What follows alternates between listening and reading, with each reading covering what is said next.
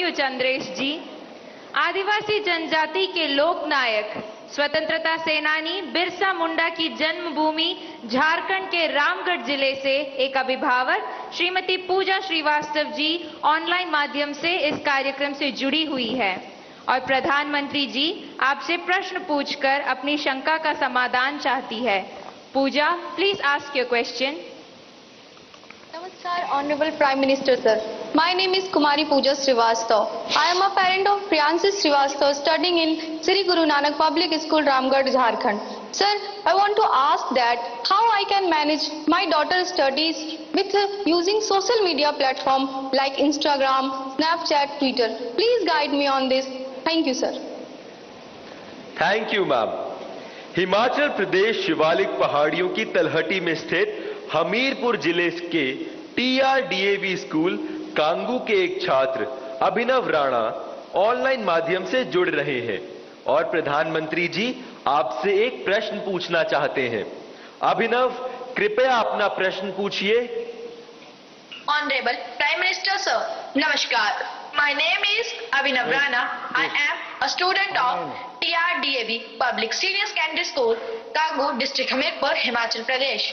Sir, my question is, how can we educate and encourage students to manage exam stress effectively while also harnessing the benefits of mobile technology as a tool for learning rather than letting it become a distraction during crucial study periods? Thank you, sir. Thank you Abhinav. प्रधानमंत्री जी, चंद्रेश जैन, पूजा और अभिनव जैसे अनेक लोग जीवन में social media और technology के बढ़ते दबाव की स्थिति से परेशान हैं। वे सभी तकनीक पर निर्भरता एवं इसके अधिक प्रयोग से होने वाली दुष्प्रभाव से कैसे बचें? कृपया इस विषय में उचित परामर्श प्रदान कीजिए। देखिए, हमारे यहाँ शास्त्रों में भी कहा गया है और सहज जीवन में भी कहा गया, किसी भी चीज का अति किसी का भला नहीं करता है। हर चीज उसका एक मानदंड होना चाहिए, उसके आधार पर होता है। अगर मान लीजिए मां ने बहुत बढ़िया खाना बनाया है, न्यूट्रिशन की दृष्टि से रिच है, टेस्ट आपकी पसंद का है, समय भी खाने का है, लेकिन बस खा रहे हैं, मां परोसती जा रही है।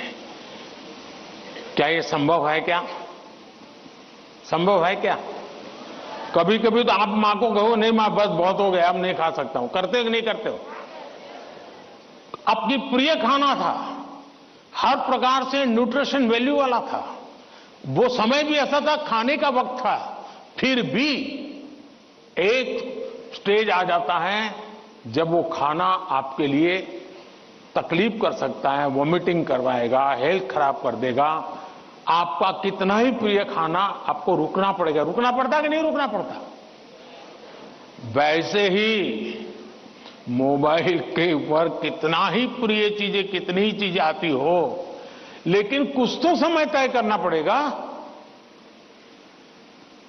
अगर आप, मैंने देखा है आजकल बहुत से लोगों को जब भी देखो लगे पड़े हैं। आपने देखा होगा, मेरे हाथ में कभी, बहुत रेयर केस में कभी मोबाइल फोन मेरे हाथ में होता है, क्योंकि मुझे मालूम है कि मेरे समय का मुझे सर्वाधिक उपयोग क्या करना है। जबकि मैं ये भी मानता हूं कि इंफॉर्मेशन के लिए मेरे लिए एक बहुत आवश्यक साधन भी है, लेकिन उसका कैसे उपयोग करना, कितना करना, इसका मुझे विवेक होना चाहिए। और ये दोनों जो पेरेंट्स की चिंता है वो इन दो की नहीं है, हर पेरेंट्स की चिंता है। शायद ही कोई अपवाद होगा जो मां बाप खुद भी दिन भर मोबाइल में अटके रहते होंगे ना, वो भी चाहते होंगे कि बेटा इससे बचे। और आपने देखा होगा, सबसे बड़ी बात, आपके जीवन को बहुत कुंठित कर देता है जी। अगर आप परिवार में देखोगे तो घर के 4 लोग 4 कोने में बैठे हैं और एक दूसरे को मैसेज फॉरवर्ड करते हैं। उठ करके मोबाइल नहीं दिखाते कि देख मैंने ये आया तुम देखो। क्यों? सीक्रेसी। ये इसके कारण एक बहुत बड़ा अविश्वास पैदा करने में ये भी एक साधन बन गया आजकल। अगर माँ ने मोबाइल फोन को हाथ लगा दिया, बस आ गया घर में तूफान। तुम कौन होती मेरे मोबाइल को हाथ लगाने वाली? यही हो जाता है। मैं समझता हूं कि परिवार में कुछ नियम होने, जैसे खाना खाते समय डाइनिंग टेबल पर कोई इलेक्ट्रॉनिक गैजेट नहीं होगा, मतलब नहीं होगा। सब लोग खाना खाते समय गप्पे मारेंगे, बातें करेंगे, खाना खाएंगे।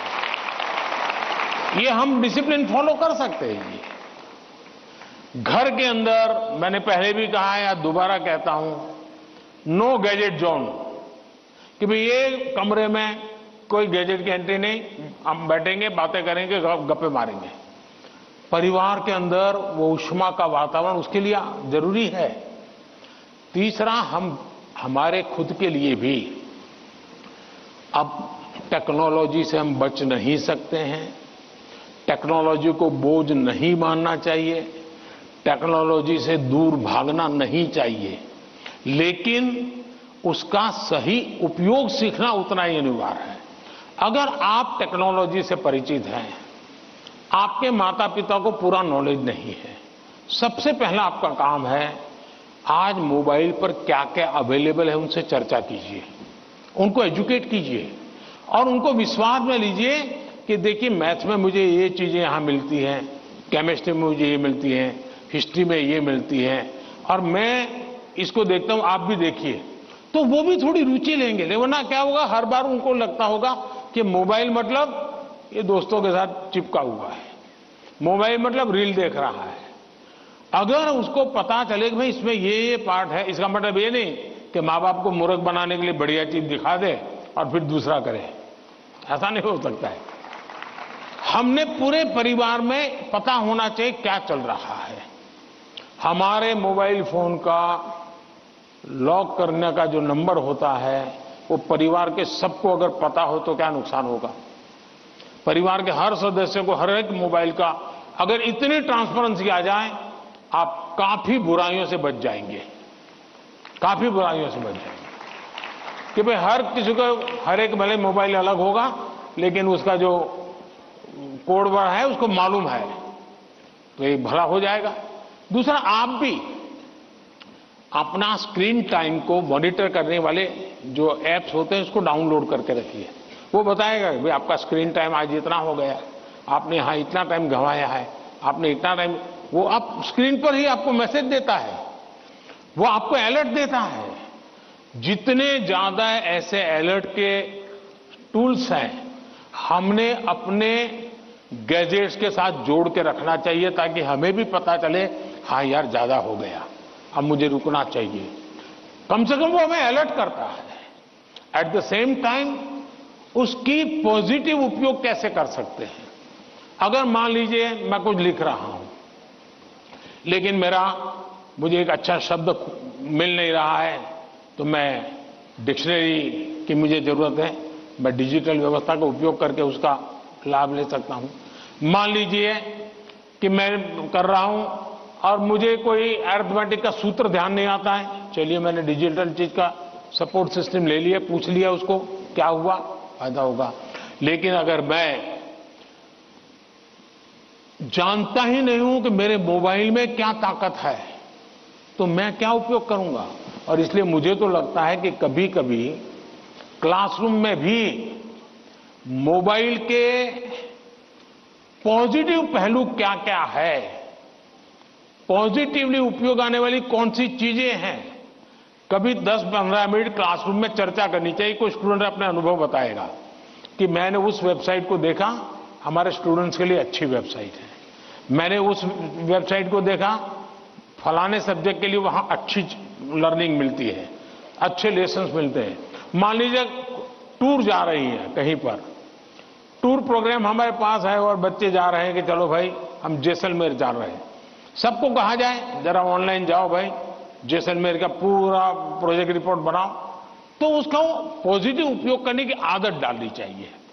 उसको लगना चाहिए कि तुम्हारी मदद में बहुत सी सारी व्यवस्थाएं उपलब्ध हैं, तुम इसका उपयोग करो। जितना ज्यादा सकारात्मकता से आप उपयोग करोगे उतना आपको लाभ होगा। और मेरा आग्रह रहेगा कि हमने उससे दूर भी नहीं भागना है, लेकिन हमने हर चीज का विवेक से और पूरे परिवार में ट्रांसपेरेंसी से, जितनी ज्यादा ट्रांसपेरेंसी आएगी, ऐसे चुप चुप करके देखना पड़ेगा मतलब कुछ गड़बड़ है। जितनी ट्रांसपेरेंसी आएगी उतना लाभ ज्यादा होगा। बहुत बहुत धन्यवाद।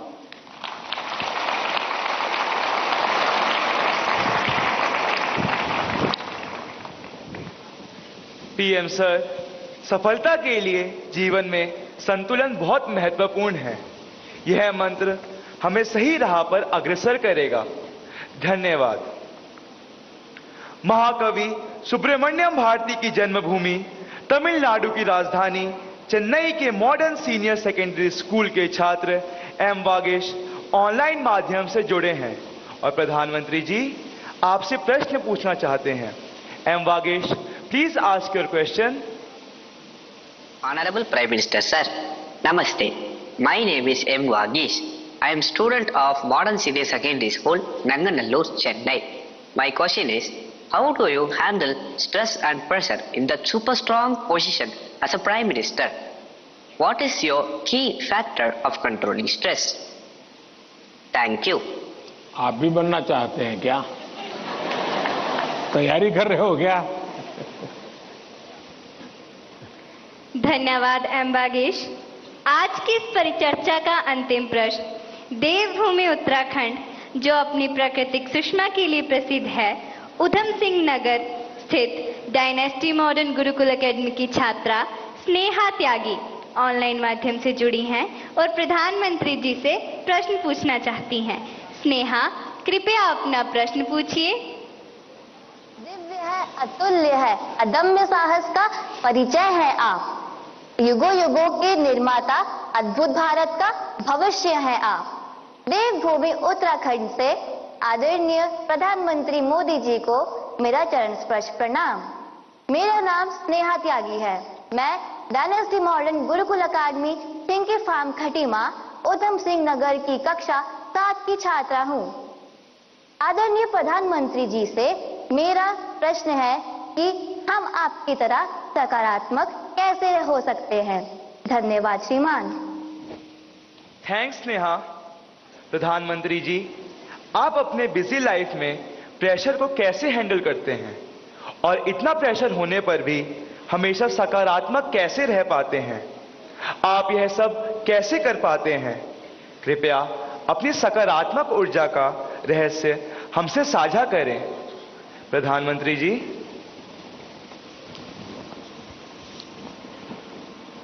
इसके कई जवाब हो सकते हैं। एक तो मुझे अच्छा लगा कि आपको पता है कि प्रधानमंत्री को कितना प्रेशर झेलना पड़ता है।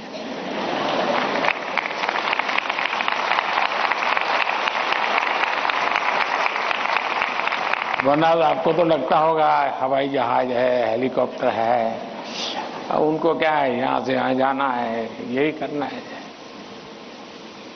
लेकिन आपको पता है कि भांति भांति ये सुबह शाम, दरअसल हरेक के जीवन में अपनी स्थिति से अतिरिक्त ऐसी बहुत सी चीजें होती हैं जिसको उसे मैनेज करना पड़ता है। जो उसने सोचा नहीं वैसी चीजें व्यक्तिगत जीवन में भी आ जाती है, परिवार जीवन में आ जाती है। अब फिर उसे भी संभालना पड़ता है। अब एक नेचर ऐसा होता है कि भाई बहुत बड़ी आंधी आई है, चलो कुछ पल बैठ जाए, निकल जाने दो। कुछ संकट आया है, नीची मुंडी करो यार, समय जाएगा। शायद ऐसे लोग जीवन में कुछ अचीव नहीं कर सकते। मेरी प्रकृति है और जो मुझे काफी उपकारक लगी है, मैं हर चुनौती को चुनौती देता हूं।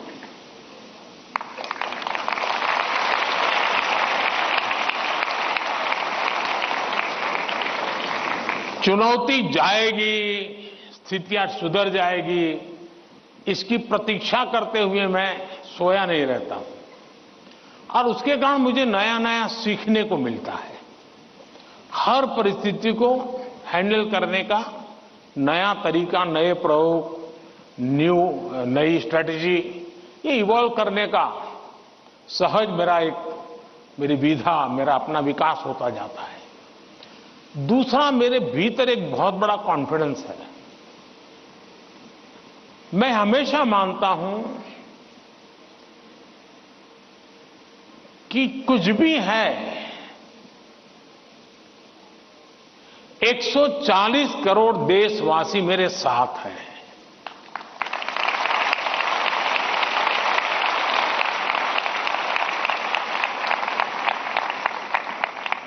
अगर 100 मिलियन चुनौतियां हैं तो बिलियंस ऑफ बिलियन समाधान भी है। मुझे कभी नहीं लगता है कि मैं अकेला हूं। मुझे कभी नहीं लगता कि मुझे करना है। मुझे हमेशा पता होता है मेरा देश सामर्थ्यवान है, मेरे देश के लोग सामर्थ्यवान है, मेरे देश के लोगों का मस्तिष्क सामर्थ्यवान है। हम हर चुनौती को पार कर जाएंगे। ये मूलभूत मेरे भीतर मेरा सोचने का पिंड है और इसके कारण मुझे कभी नहीं लगता यार मुझ पर आया क्या करूंगा। मुझे लगता है नहीं, 140 करोड़ लोग हैं, संभल जाएंगे, ठीक है, आगे मुझे रहना पड़ेगा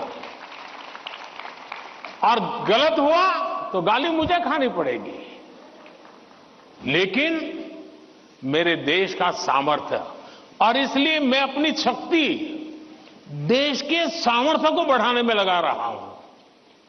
और जितना ज्यादा मैं मेरे देशवासियों का सामर्थ्य बढ़ाता जाऊंगा, चुनौतियों को चुनौती देने की ताकत हमारी और बढ़ती जाएगी।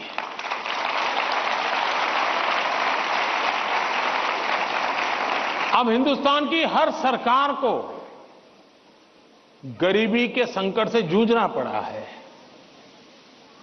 हमारे देश में संकट है ही है, लेकिन मैं डर करके बैठ नहीं गया।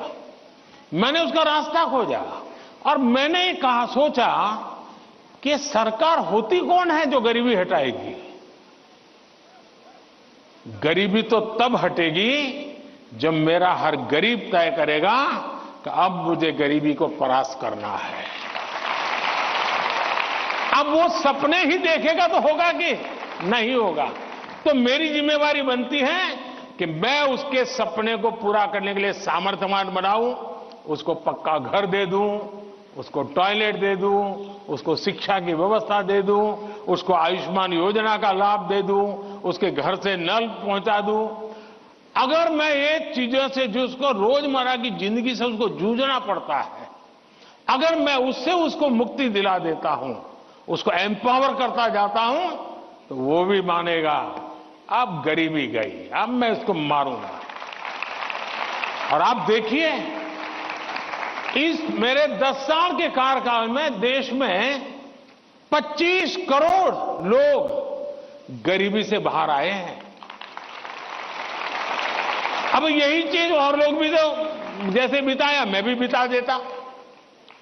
और इसलिए मेरी कोशिश रहती है कि हम देश की शक्ति पर, देश के संसाधनों पर भरोसा करें। जब हम इन सारी चीजों को देखते हैं तो कभी हम अपने आप को अकेला महसूस नहीं करते। जी मैं क्या करूं, मैं कैसे करूं, अरे मैं तो एक चाय बेचने वाला इंसान, क्या करूंगा, ऐसे नहीं सोच सकता हूं जी। मुझे पूरा भरोसा होना चाहिए। और इसलिए पहली बात है कि आप जिनके लिए कर रहे हैं उन पर आपका अपार भरोसा।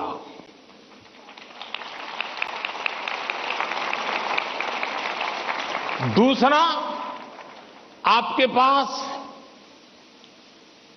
निरक्षीर का विवेक चाहिए। कौन सा सही है, कौन सा गलत है, कौन सा आज जरूरी है, कौन सा अभी नहीं, बाद में देखेंगे। आप प्रायोरिटी तय करने का सामर्थ्य चाहिए। वो अनुभव से आता है, हर चीज को एनालाइज करने से आता है। मैं दूसरा प्रयास ये करता हूं। तीसरा, मैं गलती भी हो जाए तो ये मान के चलता हूं कि ये मेरे लिए लेसन है।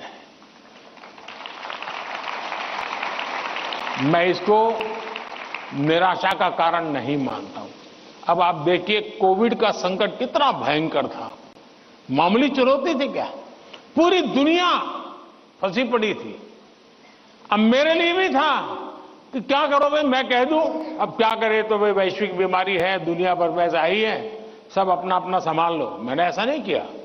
रोज टीवी पे आया, रोज देशवासियों से बात की, कभी ताली बजाने के लिए कहा, कभी थाली बजाने के लिए कहा, कभी दिया जलाने के लिए कहा।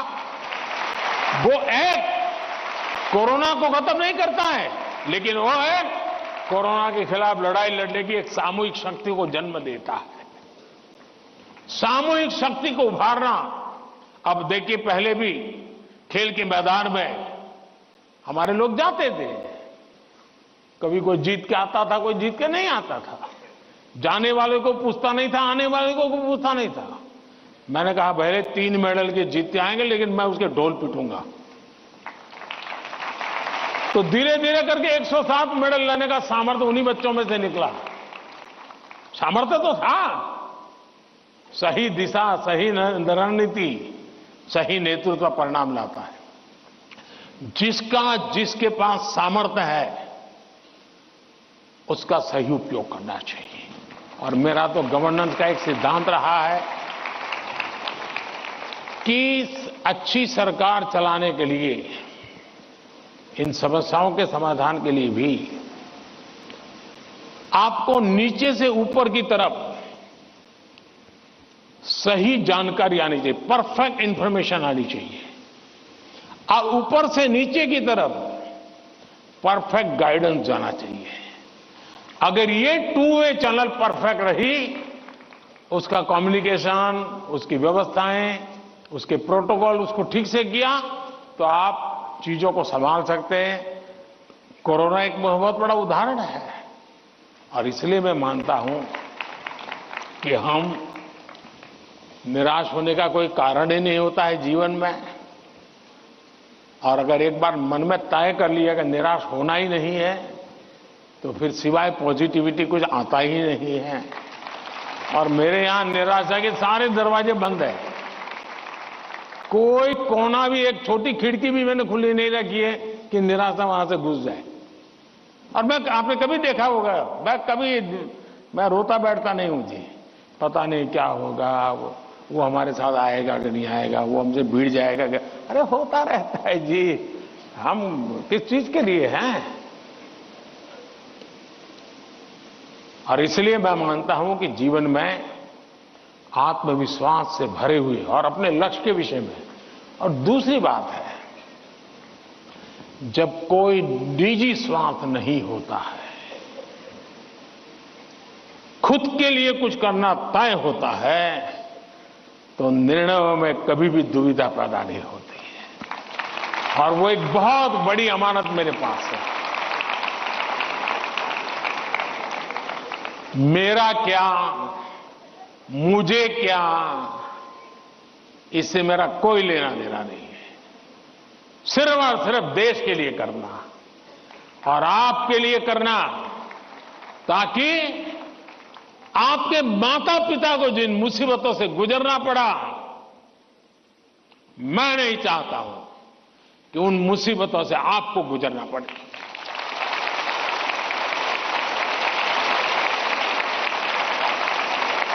हमें ऐसा देश बना करके देना है दोस्तों, ताकि आपके भावी पीढ़ी को भी, आपके संतानों को भी लगे कि हम ऐसे देश के अंदर और पूरी तरह खिल सकते हैं, अपना सामर्थ्य दिखा सकते हैं। और ये हमारा सामूहिक संकल्प होना चाहिए, ये हमारा सामूहिक रिजॉल्व होना चाहिए, और परिणाम मिलता है। और इसलिए साथियों, जीवन में पॉजिटिव थिंकिंग की बहुत बड़ी ताकत होती है। बुरी सी बुरी चीज में भी पॉजिटिव देखा जा सकता है, उसको हमने देखना चाहिए। धन्यवाद जी।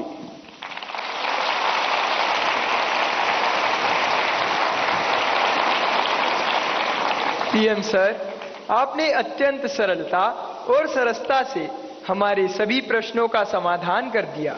हम, हमारे अभिभावक और शिक्षक सदा आपके कृतज्ञ रहेंगे। हम सदा एग्जाम वॉरियर रहेंगे, वरियर नहीं। धन्यवाद माननीय प्रधानमंत्री जी। हो गए सारे सवाल। कुछ परिंदे उड़ रहे हैं आंधियों के सामने, कुछ परिंदे उड़ रहे हैं आंधियों के सामने, उनमें ताकत है सही और हौसला होगा जरूर। इस तरह नित बढ़ते रहे तो देखना तुम एक दिन, तय समंदर तक कम फासला होगा जरूर, तय समंदर तक कम फासला होगा जरूर। आप लोगों ने देखा होगा कि ये बच्चे भी जिस प्रकार से एंकरिंग कर रहे हैं, आप भी अपनी स्कूल कॉलेज में सब कर सकते हैं, तो उनसे जरूर सीखिएगा।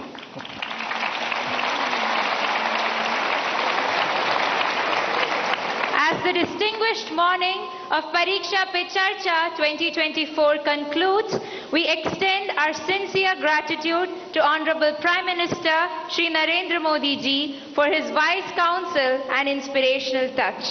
Today, Prime Minister Sir has exemplified the attributes of teaching as identified in the book Nannul. His suggestions have resonated and ignited the spirits of myriad of students, teachers and parents across our nation. Thank you once again, PM Sir. चलिए साथियों, आप सबका भी बहुत बहुत धन्यवाद, और मैं आशा करता हूं कि आप इसी उमंग उत्साह के साथ आपके परिवार को भी विश्वास देंगे, खुद भी आत्मविश्वास से भरे हुए, और अच्छे परिणाम और जीवन में जो चाहा है उसके लिए जीने की आदत बनेगी, और आप जो चाहते हैं वो परिणाम आपको प्राप्त होगा। मेरी आप सबको बहुत बहुत शुभकामनाएं हैं। धन्यवाद। आइए, चलिए।